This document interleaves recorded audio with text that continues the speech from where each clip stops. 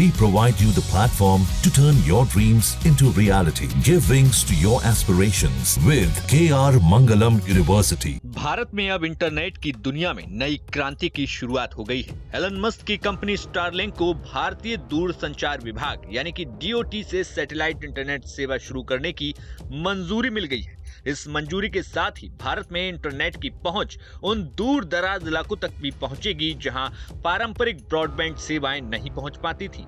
अब ये जान लीजिए कि आखिर स्टारलिंक काम कैसे करता है। स्टारलिंक सैटेलाइट इंटरनेट सेवा लो अर्थ ऑर्बिट यानी कि LEO में स्थित सैटेलाइट के माध्यम से काम करती है। ये सैटेलाइट धरती से करीब 550 किलोमीटर की ऊंचाई पर होते हैं, जिनसे डेटा की गति और विलंबता माने लेटेंसी कम होती है। इससे उपयोगकर्ता को हाई स्पीड इंटरनेट अनुभव मिलता है। अब ये समझिए कि भारत में स्टारलिंक आने से पहले और कितने देशों में अभी तक ये काम कर रहा है और उन देशों में स्टारलिंक की कीमत कितनी है। स्टारलिंक की सेवा फिलहाल 100 से ज्यादा देशों में उपलब्ध है, जिनमें America, Britain, Australia, Canada, Bharat, Japan, Bangladesh, Myanmar और भूटान जैसे देश शामिल हैं। भारत में इनकी सेवा की शुरुआत अगले कुछ महीनों में होने की संभावना है। अगर प्लान्स की बात करें तो भूटान में स्टारलिंक की कीमत, अगर रेजिडेंशियल प्लान 3000 भूटानी कीमत है, जिसमें 23 से 100 Mbps की स्पीड मिलती है। इसके बाद स्टैंडर्ड रेजिडेंशियल प्लान लगभग 4200 के करीब है, जिसमें 25 से 110 Mbps की स्पीड मिलती है। एक होता है प्रायोरिटी प्लान, जिसमें 5000 यानी कि 6000 से करीब 1 लाख तक की कीमत का होता है, जो कि 50 से 220 Mbps की स्पीड देता है। इसके बाद रूम प्लान होता है, जो कि 4000 से 37000 के करीब होता है, जिसमें कि 30 से 100 Mbps की स्पीड होती है।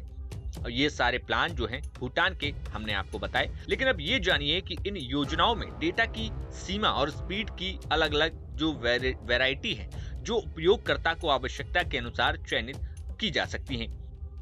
भारत में स्टारलिंक की संभावित कीमत और उपकरण शुल्क भी लगाया जाएगा। भारत में इसकी कीमत लगभग 3500 रुपए से लेकर 4500 रुपए प्रति माह हो सकती है, जिसमें स्पीड 100 से 220 Mbps तक की हो सकती है।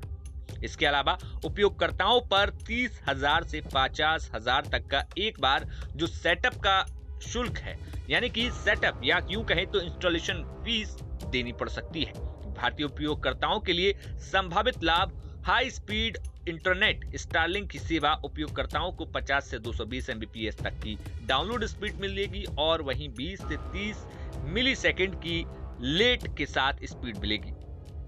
यानी कि ग्रामीण और दूर दराज क्षेत्रों में ये सेवा अब उपलब्ध होगी। भारत के उन क्षेत्रों में जहां पारंपरिक ब्रॉडबैंड सेवाएं उपलब्ध नहीं होती हैं, वहां स्टारलिंक की सेवा एक महत्वपूर्ण विकल्प हो जाएगी। खासतौर पर उन दुर्गम इलाकों में, जंगलों में, पहाड़ों में, खासतौर पर समुद्र के अंदर ये सेवा से कई लाभ मिल सकते हैं। शिक्षा और स्वास्थ्य सेवाओं में सुधार हो सकता है। स्टारलिंक की सेवा से ग्रामीण क्षेत्रों में ऑनलाइन शिक्षा और टेलीमेडिसिन जैसी सेवाओं की पहुंच बढ़ सकती है। स्टारलिंक की भारत में उपलब्धता डिजिटल विभाजन को कम करने में मदद कर सकती है और ग्रामीण क्षेत्रों में इंटरनेट की पहुंच बढ़ा सकती है। हालांकि इसकी सफलता इसके मूल्य निर्धारण, उपकरण लागत और सरकारी नीतियों पर निर्भर करेगी। यदि ये सफल होता है तो ये भारत में इंटरनेट सेवाओं के परिदृश्य को बदल सकता है।